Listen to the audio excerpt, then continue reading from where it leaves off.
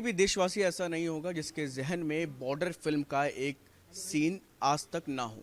उस सीन में खास तौर से ये दिखाया गया था कि एक जवान जिसकी शादी हुई और उसके अगले ही दिन उसे हेडक्वार्टर से कॉल आ गई।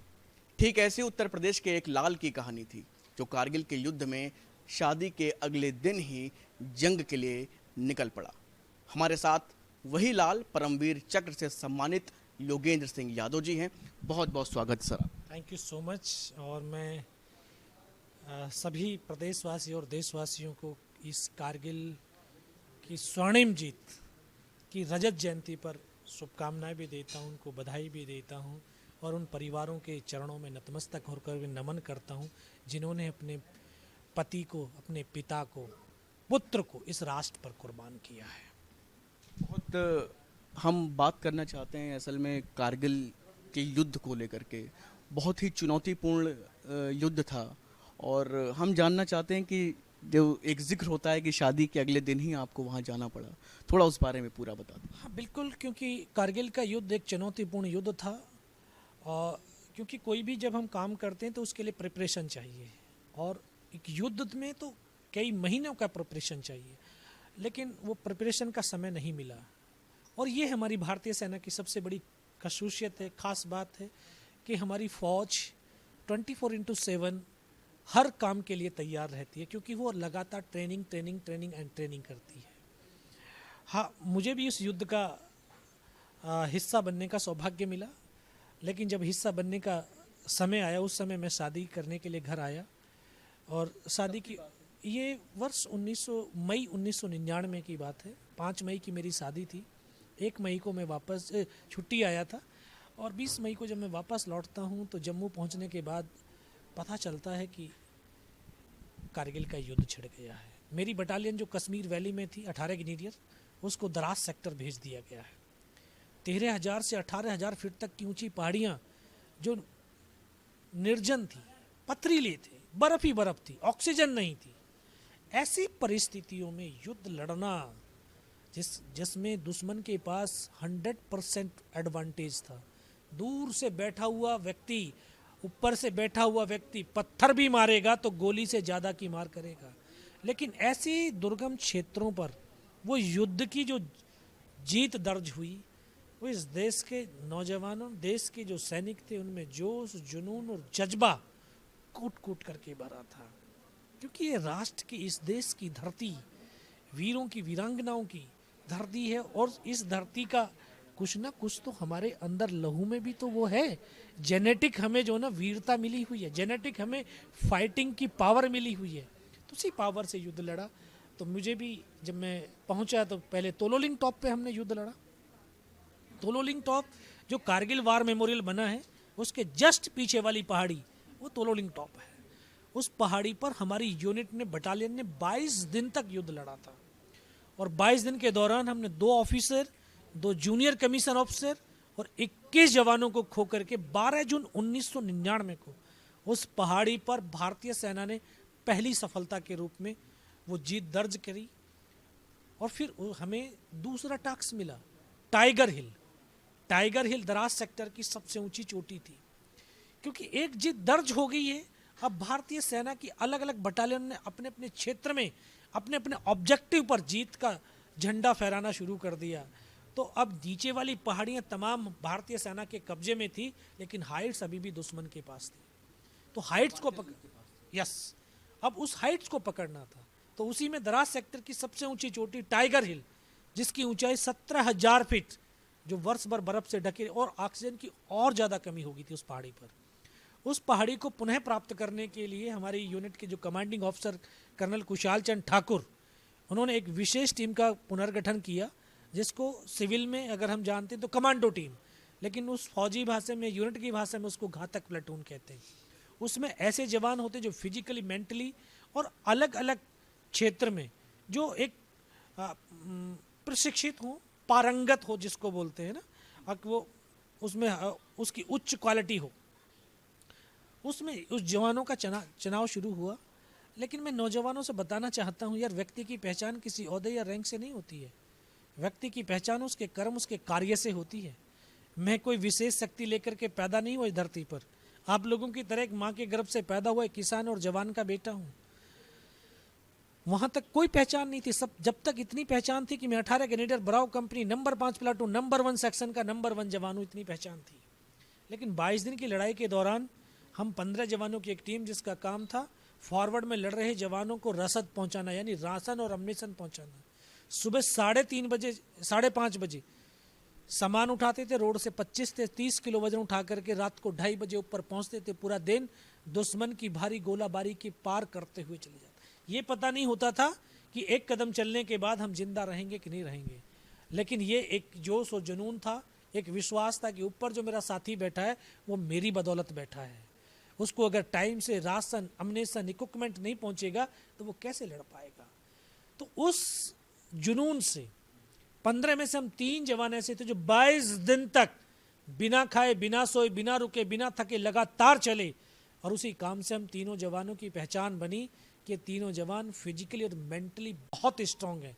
इनको इस कमांडो टीम घातक प्लेटून के अंदर शामिल किया जाए। इस तरह से मुझे उस टीम का हिस्सा बनने का सौभाग्य मिला। तो एक नया ऑफिसर कमीशन होकर के आए थे लेफ्टिनेंट बलवान सिंह, उनको उस टीम की कमांड दी गई। 1-2 दिन रिहर्सल का समय मिला। आखिरकार फिर हमने 2 जुलाई को उस पहाड़ी पर चढ़ना शुरू किया। रात को चढ़ सकते थे, दिन में नहीं, क्योंकि दिन में फिर वो दूर तक देख सकते थे, तो देर सकते थे तो दूर तक मार भी सकते थे। फिर हमने अपनी मूवमेंट को छुपाने के लिए रात को चलते थे, रात भर चलते, दिन भर पत्थरों में बिना किसी मूवमेंट के चुपचाप पड़े रहते थे, फिर रात भर चलते थे। -20 डिग्री टेम्परेचर था। 10 मिनट अगर कमरे से बाहर खड़े हो जाए, चेहरे की स्किन फट करके खून टपकना शुरू हो जाता था। हम सब साथियों के चेहरों से खून टपक रहा था। दुश्मन की भारी गोलाबारी चल रही थी, लेकिन इन सब की परवाह नहीं करी। 2 रात और 1 दिन उस पहाड़ी पर चढ़ते रहे। और उस पहाड़ी पर शिखर के ऊपर हम तीसरी रात जब पहुंचे, तो तीसरी रात का वो मंजर आज मेरी आंखों के सामने ऐसे दृश्य है, शायद कल की ही तो बात है। बिल्कुल 90 डिग्री की चट्टान जिस पर चढ़ना असंभव सा प्रतीत हो रहा था। रस्सियों के सहारे चढ़ने लगे। 21 जवानों की टुकड़ी, अचानक से फायर खुल गया। केवल हम 7 जवान ऊपर चढ़ पाए, बाकी को चढ़ने ही नहीं दिया।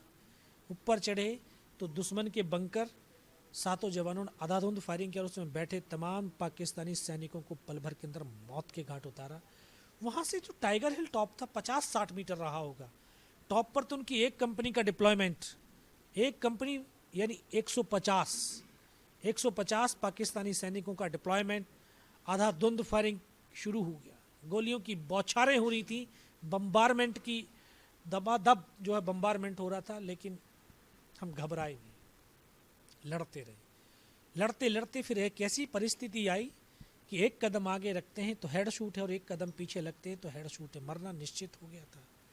लेकिन मैं नमन करता हूँ इस देश की माँओं को कि जो अपने बेटे और बेटियों को संस्कार स्वरूप कहती हैं कि सीने का दूध पिलाया है, सीने पर गोली खाना, कभी पीठ पर गोली मत खाना। आज ये हिंदुस्तान के बेटे और बेटियां अपने माँ के वक्तव्य को सार्थक करने के लिए सीमा पर खड़े होकर के सीने पर गोलियां खाते हैं। तो ये भी तो था कि मरना तो है, लेकिन से आप घायल हो गए थे। हाँ, ये घायल हो गए थे। एक एक करके मेरा जवान शहीद होते चले जा रहे थे। मुझे वो पल आज भी याद है कि जब मैं सर से लेकर के पैर तक लहूलुहान था, मेरा सामने साथी बैठा हुआ मुझे फर्स्ट एड करने लगता है, उसको यहाँ पे गोली लगती है, इधर से पूरा सर निकलता है। उसका हाथ पकड़ा, सर क्या हुआ, लेकिन एक शब्द तक नहीं बोला। ऐसे मेरी बगल में बैठा मेरा ट्रेनिंग का साथी, मैं उसको बोला अनंतराम सर को तो गोली लग। क्या? ये उसके जीवन का आखिरी शब्द था। उसको सीने में गोलियां लगती हैं, पूरे फेफड़ों से खून की फुहारें छोड़ते मेरी गोद में आकर के सो जाता है। एक साथी आगे बढ़ता है, उसके गर्दन कट करके ज़मीन पर गिर जाती है। दूसरा साथी आगे बढ़ता है, उसके दोनों पैर, दोनों हाथ कट जाते हैं। इन सब एक एक करके जब सबने अपनी प्राणों की आहुति दे दी, मैं भी उनकी तरफ से मर गया था। एक कमांडर उसने बोला इनको रीचेक करो, इनमें से कोई जिंदा तो नहीं है। मैं बेहोश था, लेकिन इतना बेहोश नहीं हुआ था कि उनको सुन ना सकूं या देख ना सकूं, सुन भी सकता था। जब उसने सामने वाले जवान के शरीर में गोलियां दागी तो बॉडियां ऐसे उछलने लगी। बगल वाले को मारी, मैं भी इस तरह से पड़ा था। उसने फर्स्ट में यहाँ पे गोलियां मारी, पैर में गोलियां मारी, लेकिन उस गोली की पीड़ा को उस समय चुपचाप पड़ा सहता रहा। उनको यकीन हो गया कि इनमें से कोई जिंदा ही नहीं। फिर उन्होंने अमानवीय क्रूरताओं का तांडव शुरू किया। जवानों की बॉडियों में बूट की ठोकरें मारने लगे, पत्थर मारने लगे, गालियां देने लगे। ये भी पड़ा सहता रहा, देखता रहा। फिर उसके बाद कुछ देर के बाद उनका कमांडर ने फिर बोला कि नीचे जो हिंदुस्तान का पोस्ट है उसके ऊपर हमला करो और इनके हथियार उठा लो। तो उनका पाकिस्तान का एक जवान हथियार उठा रहा था, एक गोलियां मार रहा था। तो वो नज़दीक जब आए, गोली मारने लगे। जब फिर एक मन मस्तिष्क के अंदर विश्वास पैदा किया, अगर इसने सर और सीने में गोली नहीं मारी, चाहे मेरे हाथ पैर दोनों ही काट करके क्यों ना ले जाएं, मैं उफ तक नहीं करूंगा और मैं जिंदा भी रहूंगा। फिर वो गोली मारी उसने, फिर भी मेरी बाजू में पैर में गोली मारी। मैं देख रहा हूँ कि 2 कदम चलने के बाद वो रुक गया। रुकते मुझे भी लगा कि शायद इसको पता चल गया कि मैं जिंदा हूँ। उसने पलक झपकते एकदम से पीछे मुड़ा, गोली एकदम फायरिंग ऐसे करी। तो यहाँ पर पर्स रखा था, क्योंकि पूरी पैंट फट गई थी चलते चलते। पर्स में कुछ 5-5 रुपए के सिक्के थे। वो गोली जाकर के सिक्कों से टकराई और रिकोचेट हो गई। और सच में ये माँ भारती अपने बेटों की वीरता, शौर्य, पराक्रम, बलिदान को कभी दफन नहीं होने देती है। ऐसे ही नहीं, इसको भारत माँ बोलते हैं।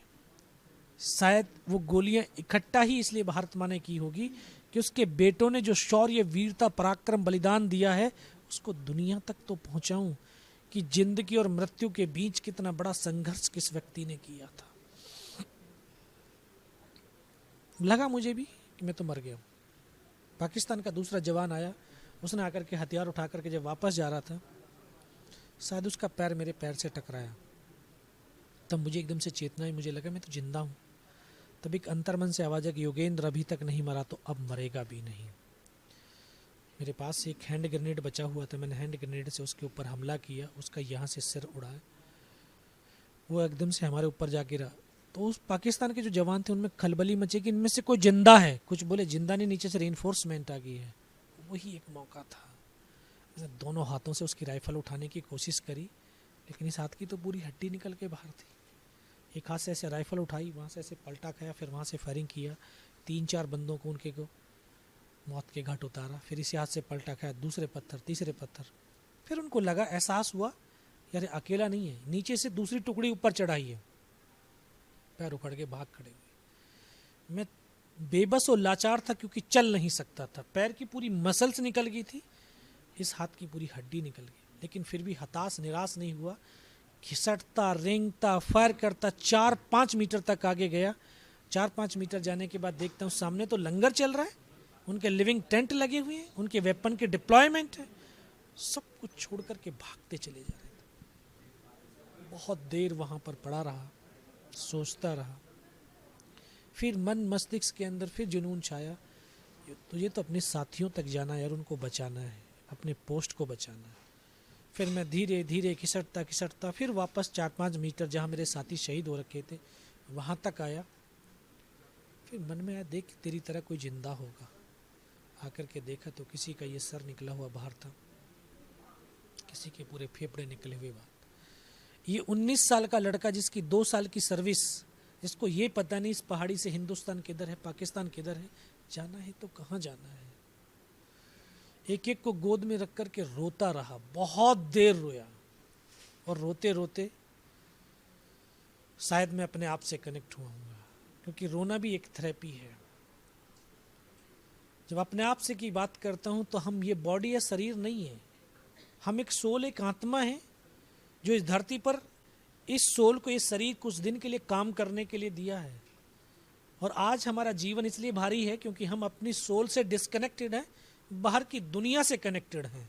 जिस दिन इंसान अपनी सोल से कनेक्टेड यानी अपने आप से कनेक्टेड होने लगेगा, उस दिन उसका जीवन बड़ा सरल, सुगम और बहुत हल्कापन फील करेगा।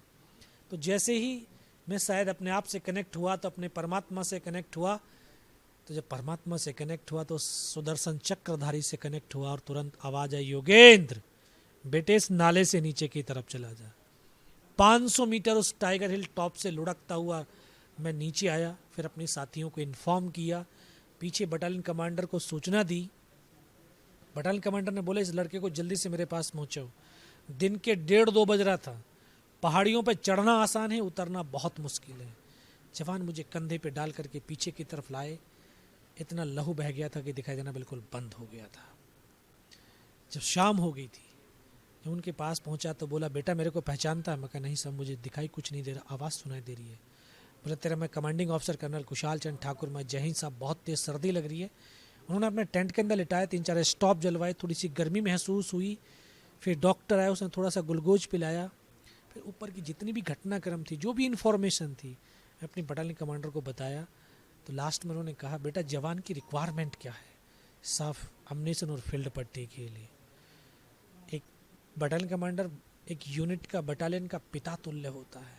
तो जैसे बच्चे बाहर हों और माँ बाप को सबसे पहले पूछता है खाना, मेरे बच्चे ने खाना खाया कि नहीं। उन्होंने एकदम से कहा, बोला बच्चों खाने के लिए पर्याप्त मिलता है आपको? सर खाने के लिए तो भूख ही नहीं लगती है। 72 घंटे से भी ज़्यादा का समय हो गया था। पार्ले-जी वाला बिस्किट का पैकेट, एक बड्डी पेयर, सिर्फ आधा बिस्किट का पैकेट खाया था, आधा तो बैलेंस था। सर भूख नहीं लगती है। फिर इतना कहते कहते फिर डॉक्टर ने कौन सा इंजेक्शन लगाया फिर मुझे पता नहीं। 3 दिन के बाद होश आया, देखा ऊपर पंखा चल रहा है, तब पता चला श्रीनगर हॉस्पिटल में हूँ। और वहीं पर मुझे सूचना मिली, उसी रात को दोबारा से हमारी फ़ौज ने उस टाइगर हिल टॉप के ऊपर हमला किया और बिना किसी कैजुअल्टी के टाइगर हिल टॉप के ऊपर विजय पताका फहरा दिया। टाइगर हिल की जीत, कारगिल युद्ध का यू टर्न, फिर सीज फायर हो गया। और आज हम 26 जुलाई को कारगिल विजय दिवस के रूप में मनाते हैं। मुझे भी वहाँ से दिल्ली रेफ़र कर दिया, 16 महीने हॉस्पिटल में रहा। उसके बाद फिर वापस भारतीय सेना में गया, 25 साल भारतीय सेना में सेवा किया। और आज आफ्टर मैं रिटायरमेंट हुआ हूँ, लेकिन अपनी कर्तव्यों से रिटायर्ड नहीं हुआ हूँ। इसलिए देश के हर कोने में युवाओं के बीच जाकर के युवाओं में एक सकारात्मक भाव पैदा करने की कोशिश, युवाओं को इस राष्ट्र के साथ कनेक्ट करने की मैं एक प्रयास कर रहा हूँ। और अभी इस कारगिल की जो रजत जयंती है, उसके उपलक्ष्य में पूरे देश के उन 527 परिवारों से मिलने का मुझे सौभाग्य मिल रहा है। और उसी का ये मिशन हम चला रहे हैं, शौर्य वंदन। आज तक हम 270 फैमिलियों से मिल चुके हैं और हर एक फैमिली की एक नई कहानी है, एक नई प्रेरणा की कहानी है। क्योंकि हमारे लिए, देश के लिए 26 जुलाई कारगिल विजय होगी, युद्ध बंद हो गया, लेकिन इन वीरांगनाओं, उन परिवारों के लिए उस दिन से युद्ध शुरू हो गया। तो ये मुझे इस एलन के माध्यम से सौभाग्य मिला। क्योंकि जब युद्ध में जाते हैं ना सर, तो कहा जाता है कि यार ये लास्ट लेटर लिख दीजिए अपने परिवार के लिए। क्या लिखोगे लास्ट लेटर में? मैं ठीक हूं, अपना ध्यान रखना, परिवार का ध्यान रखना। लेकिन जब चलते हैं साथ में साथी, तो कहते हैं यार शुक्ला, अगर जो है मैं मर गया तो तू मेरे परिवार से एक बार जरूर मिलना, देखना मेरे बच्चे क्या कर रहे हैं। आज उन बच्चों को देखता हूं, उन परिवारों को देखता हूं, वो शायद उनकी भावनाएं वो तो नहीं कह पाए, लेकिन उनकी भावनाएं उनके परिवारों को, उनकी माँओं को, वीरांगनाओं तक पहुंची। और आज वो वीरांगनाएं अपने बच्चों को सशक्त और समृद्ध करके अपने पैरों पर खड़ा कर दिया। और आज भारत के लिए, हमारे देश की युवा पीढ़ी के लिए एक विश्वास की, आस की, विश्वास और आस की, साहस की प्रतिमूर्ति के रूप में खड़ी हैं। ऐसे परिवारों को सत सत नमन और वंदन। और मैं समस्त भारतवासियों से कहूँगा कि अगर हम शहीदों का सम्मान करना छोड़ देंगे तो शहादत भी कम हो जाएंगी। और ये सच है, ये तो हमारे ग्रंथों में कहा, शास्त्रों में कहा कि जिस धरती पर नारी की और वीर का सम्मान नहीं होगा, वो धरती बंजर हो जाती है। तो यार मेरे नौजवान साथियों, मेरे देशवासियों, जब आपको हताशा और निराशा जीवन में लगे, तो ये देश तो शौर्य और वीरता से भरा हुआ है। आपके गांव में, शहर में, प्रदेश में वो सब परिवार रहते हैं। अरे जाओ ना उनके पास, मिलो एक बार जा करके। आपकी अपनी छोटी समस्या पल भर के अंदर बौनी लगेगी और आपके अंदर साहस मिलेगा। तो हम सबको, जो हमारे प्रदेश के हैं, देश में जो शहीद आपके पास रह रहे हैं, आप एक बार जाकर के उनसे मिल लो और उनके चरणों को छू लो तो समझ लेना कि आपने भगवान के चरणों को छू लिया है। बस यही कहना चाहता हूँ। बहुत बहुत शुक्रिया इस अदम्य साहस के जो अनुभव आपने साझा किए। तो ये थे हमारे साथ परमवीर चक्र से सम्मानित वाई.एस. यादव, जिन्होंने पूरी अपनी आप बीती सुनाई कारगिल युद्ध से संबंधित। वीडियो जर्नलिस्ट समीर कनकी के साथ शुभम पांडे, न्यूज स्टेट, लखनऊ।